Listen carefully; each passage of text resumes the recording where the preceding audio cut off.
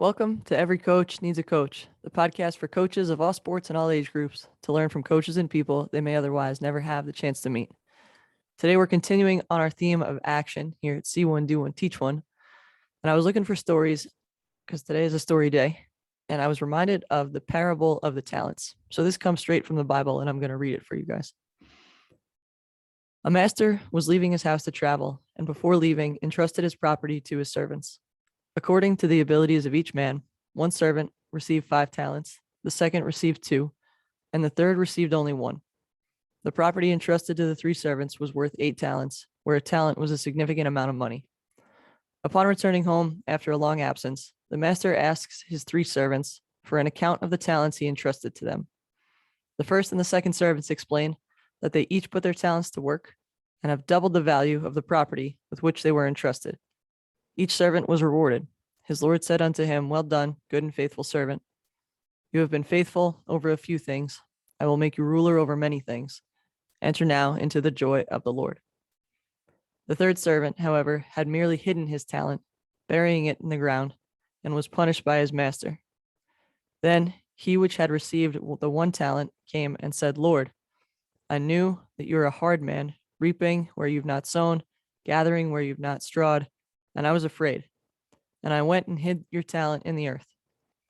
So what you have is yours. His Lord answered unto him and said, You wicked and slothful servant, you know that I reap where I sow not, and gather where I have not strawn. You should have put my money to the exchangers, and then my coming should have received my own with usury. He took the talent from him and gave it to someone who had 10 talents. For unto everyone that has, more shall be given, but from that who has not shall be taken away even that which he has. And cast ye the unprofitable servant into the outer darkness. There shall be weeping and gnashing of teeth. So that's Matthew chapter 25, verses 25. It starts at verse 23, excuse me. That's a little harsh at the end. I'll be the first to admit it, right? Like, all right, we're going to take away from those who don't have anything. But let's put that aside for a minute. We're trusted to take care of our athletes, right? A talent, in the biblical term was money. Talents in our terms is talent to me, right? Is skills and a personality and what we can offer to the world.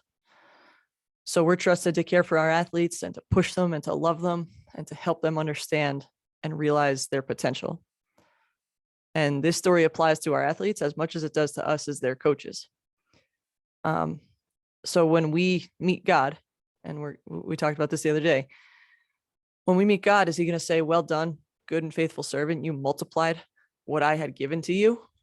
Or is he going to say, there'll be grinding and gnashing of teeth, right? We're going to take away even a little bit that you had because you didn't do anything with it, right? You buried it in the ground because you were afraid, right? You didn't act.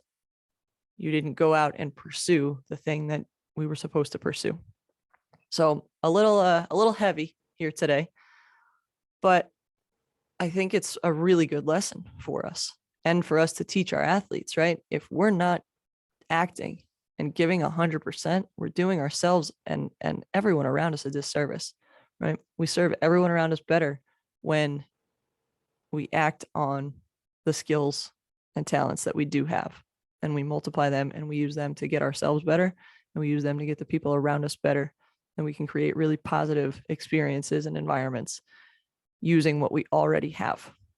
So that is my challenge for you, is explain that to your team. Explain to them, you will serve yourself in the best way possible. You will serve your teammates in the best way possible when you act, when you give as much as you can that day. We'll talk about this another time, but I don't think you can go 100% of the time, but you should be able to give 100% of whatever it is you have. So act in accordance. I appreciate you guys. Thank you for spending some time and learning with me today. Keep on getting better every day.